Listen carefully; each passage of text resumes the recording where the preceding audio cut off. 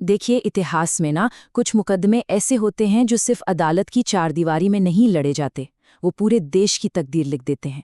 आज हम एक ऐसे ही बहुत ही पेचीदा और विवादास्पद मामले की तह तक जाएंगे। सवाल ये है कि एक लोकतांत्रिक तरीके से चुना गया प्रधानमंत्री आखिर हत्या के इल्जाम में फांसी के फंदे तक पहुंच कैसे गया। ये कहानी है पाकिस्तान के पूर्व प्रधानमंत्री जुल्फिकार अली भुट्टो की।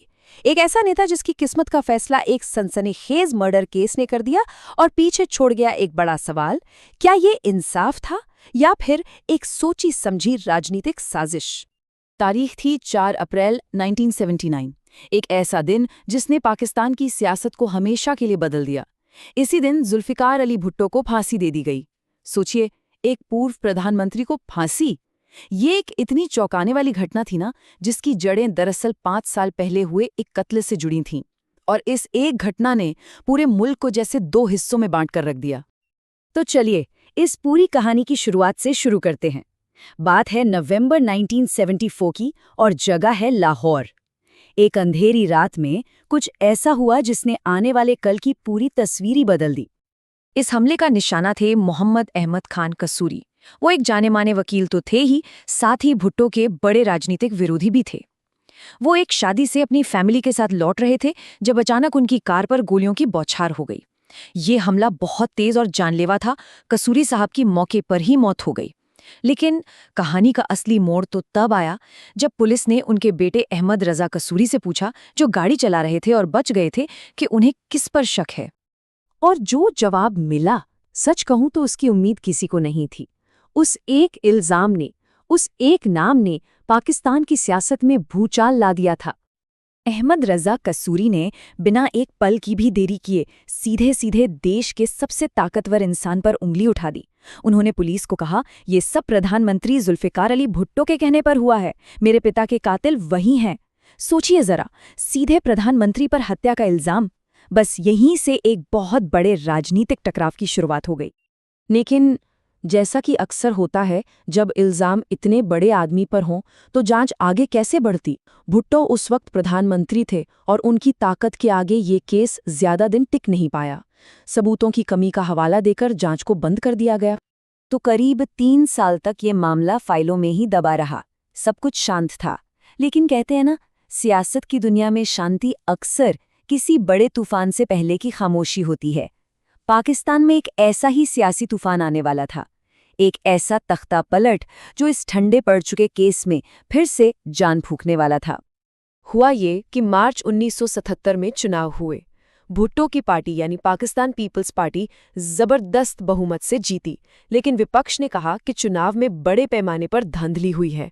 बस फिर क्या था, इस इल्जाम के बाद पूरे देश में विरोध प्रदर्शनों की आग लग गई। हालात बेकाबू होने लगे। और इसी अफरा तफरी और सियासी उथल पुथल का फायदा उठाया भुट्टो के ही चुने हुए आर्मी चीफ जनरल जिया उल हक ने। उन्होंने मौका देखा और सैन्य तख्ता पलट कर दिया। भुट्टो की सरकार बर्खास्त हुई और पूरे मुल्क में मार्शल लॉ लागू कर दिया गया। देखिए, सियासत में वक्त कैसे पलटता है।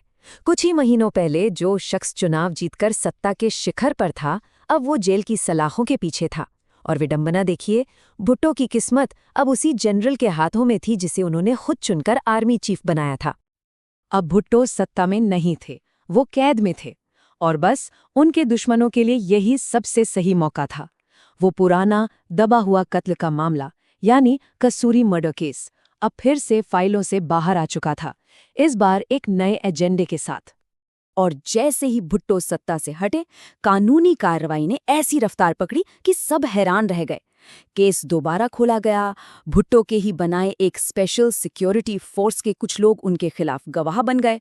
और देखते ही देखते 1978 में लाहौर हाईकोर्ट के 5 जजों के पैनल ने भुट्टो को दोषी करार देते हुए मौत की सजा सुना दी। लेकिन इस पूरे ट्रायल पर शुरू से ही सवाल उठ रहे थे। कई लोगों का ये मानना था कि इसमें बहुत ज्यादा राजनीतिक दखलंदाजी हो रही है। यहाँ तक कि उस जज को भी बेंच से हटा दिया गया जिसने शुरू में भुट्टो को जमानत दे दी थी। तो आरोप लग रहे थे कि ये सब एक तरफा कार्रवाई है जिसका मकसद सिर्फ एक ही है, भुट्टो को दोषी साबित करना। मामला पहुंचा देश की सबसे बड़ी अदालत सुप्रीम कोर्ट में। 7 जजों की बेंच बैठी और यहाँ भी फैसला एक मत से नहीं आया।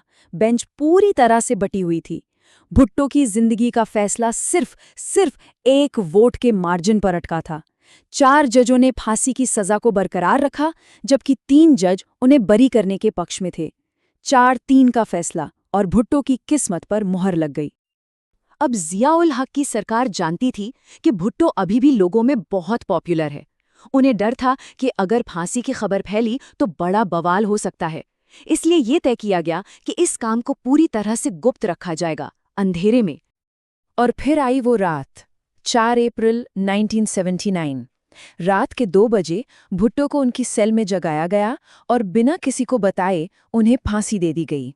सब कुछ इतनी खामोशी से हुआ कि जब अगली सुबह पाकिस्तान के लोग सो के उठे, तब उन्हें पता चला कि उनके एक पूर्व प्रधानमंत्री को फांसी दी जा चुकी है। तो इस पूरे मामले ने अपने पीछे 2 अलग-अलग कहानियां छोड़ दी। 2 ऐसे नजरिए जो आज भी पाकिस्तान में टकराते हैं। एक पक्ष कहता है कि एक ताकतवर आदमी को उसके किए की सजा मिली, उसे एक राजनीतिक विरोधी की हत्या का आदेश देने के लिए जवाबदेह ठहराया गया। वहीं दूसरा पक्ष इसे एक राजनीतिक हत्या मानता है। उनका कहना है कि एक मिलिट्री डिक्टेटर ने कानूनी सिस्टम का इस्तेमाल करके अपने सबसे बड़े और लोकप्रिय राजनीतिक दुश्मन को रास्ते से हटा दिया। तो आखिर इससे क्या कहा जाए? एक जुर्म के लिए दी गई सजा या फिर इंसाफ के नकाब में एक राजनीतिक कत्ल?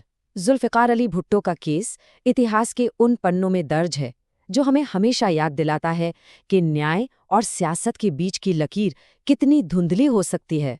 और ये एक ऐसा सवाल पीछे छोड़ जाता है जिसका जवाब शायद कभी पूरी तरह से नहीं मिल पाएगा।